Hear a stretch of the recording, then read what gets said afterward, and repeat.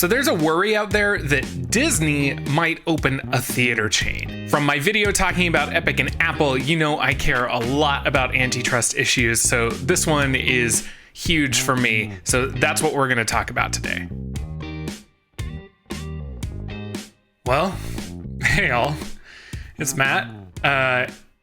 Y'all really liked that last video. Either you liked it or you're mad at me because you think that I took a side, despite the fact the entire point of the video was that I was not taking a side, but you know, whatever. Like I said before, I am a musician, but I'm also a product manager. And so I think about things in this way of how are things productized? How are they marketed to people? And this is coming from my desire to create things that I want to make. I want to make the stuff that I want to make, and that includes these videos. So I hope that that's something that you're into, and I hope that this video on why Disney might or might not invest in a national theater chain is interesting to you.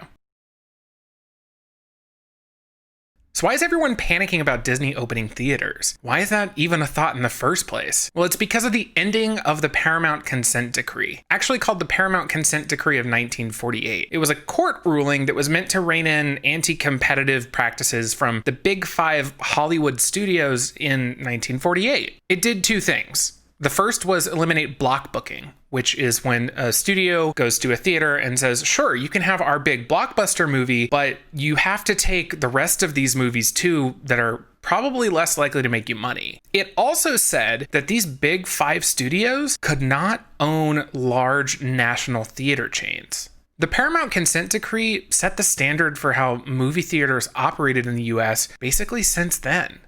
If you live in the US, you know the major theater players: AMC, Regal, Cinemark. None of them are movie studios, and there's a reason for that. It's the Paramount Consent Decree.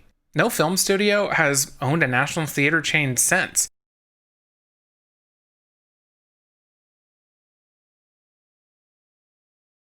Why? Well, because there's an understanding that owning the content and the distribution is a problem when it comes to antitrust issues. Owning the distribution and the content in any industry has always been seen as pretty anti-competitive. This gets brought up when you talk about cable a lot. Think of the company Comcast, NBC Universal. Now we can already talk about media company consolidation in NBC Universal, but then Comcast bought them. That is a distribution company, Comcast, buying a media company, NBC Universal. This just happened again recently with at&t buying Warner Media. If you don't know, Warner Media includes all of the Warner Brothers film studios as well as HBO.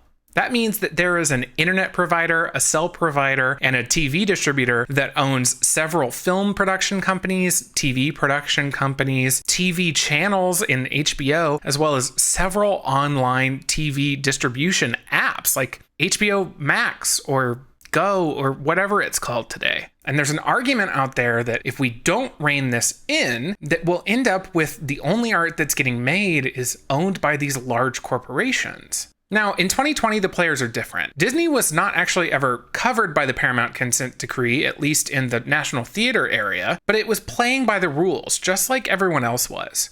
And what's funny is the Paramount Consent Decree was ended because the people responsible for that decision didn't see any reason to believe that any of the current movie studios would abuse this anti-competitive opportunity. And honestly, have you seen what's gone on lately? But now with those rules gone, do we think that Disney would open theaters? I'm going to tell you why I think they will and why I think they won't. So why is Disney going to open theaters? Because of course Disney's going to open theaters. Can you imagine what they would be like? What do you know Disney for? They run theme parks, incredible theme parks with amazing experiences. Like honestly, other studios will probably open theaters too, but Disney's would be the best. You'd have magic bands, so you'd never have to think about paying for anything. Honestly, you could probably just walk through the door and walk to your theater if you wanted to. Everything would be overpriced, more so than a regular theater, but you'd be happy about it. You'd probably have a subscription because Disney's into that now, and you wouldn't really ever have to worry about tickets. In fact, all the other theaters are doing that anyway. They probably have some version of fast passes. I don't know what that looks like in a theater, but they'd figure it out. It'd probably be awesome. And what about PhilharMagic? they'd probably do something like that too. And honestly, let's get a little more basic. If you think about your local theater that has like the beat up seats and it's just kind of crummy and smells weird, that would not fly in a Disney movie theater. They would be immaculate. And on Disney's side, they'd be making 100% of the profits when you went and saw a movie. This is an argument that Julia Alexander makes in her newsletter, Musings on Mouse. She's a reporter over at The Verge, but she runs her own newsletter, and I find it really interesting. She's a big Disney fan, but also has a lot to say about the media world and the sort of business landscape. Especially considering Disney owns so much of the movie landscape anyway, this could be a really interesting way for them to take over physical distribution of movies. And if they showed other people's movies, they could take a percentage of those profits as well. But as cool as these theaters sound, and as honestly as good of an experience as they might be, I've actually been convinced that Disney's not going to do this. I actually thought this video was going to be about me telling you that Disney was going to open theaters, and that's going to be bad for the world, but it's going to be cool for you. But actually, I've started to believe they won't. It doesn't mean some other movie studio won't, but I don't think that Disney will. Let's talk about why. Okay, stay with me here. But near the beginning of the pandemic, Universal took Trolls World Tour and put it for sale online rather than putting it in theaters.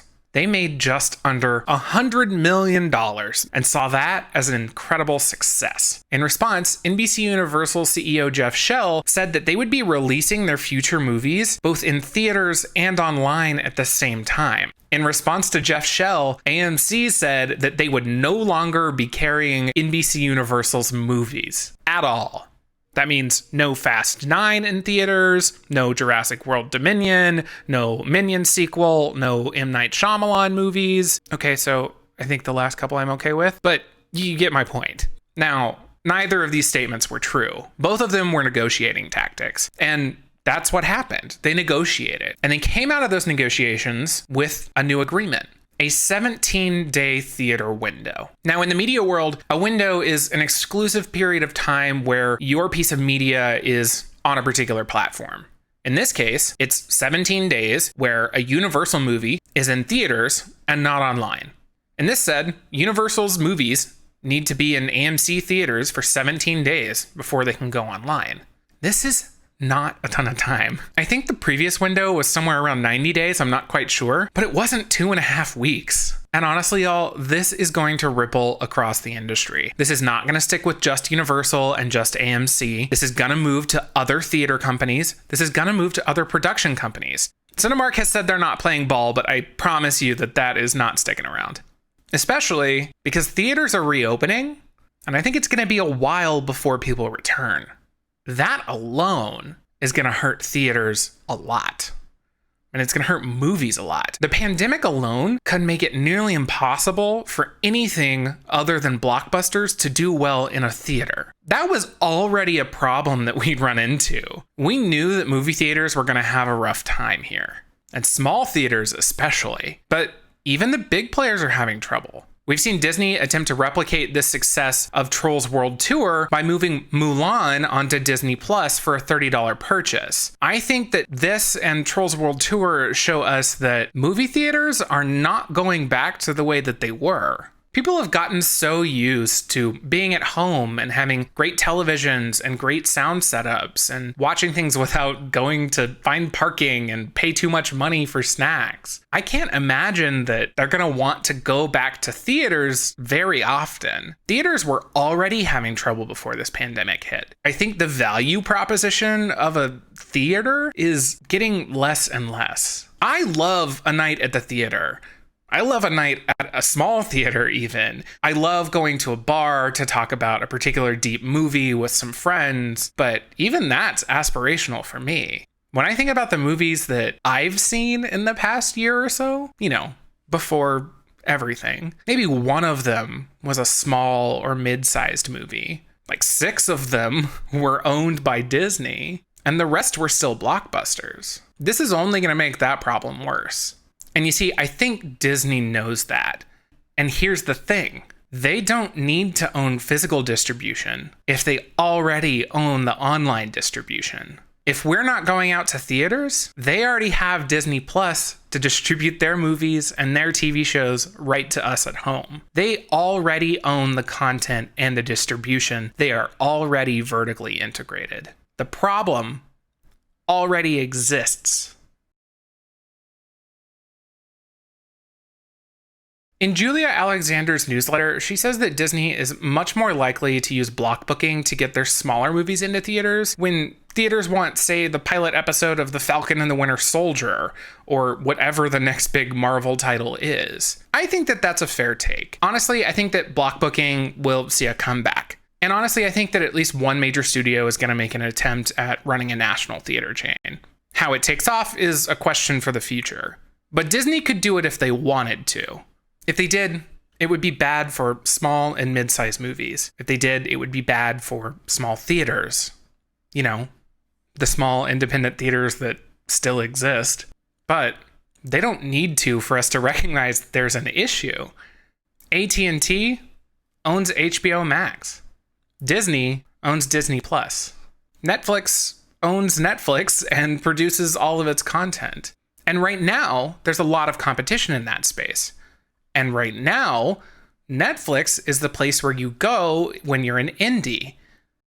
But what happens when those strategies change? What happens when those companies consolidate?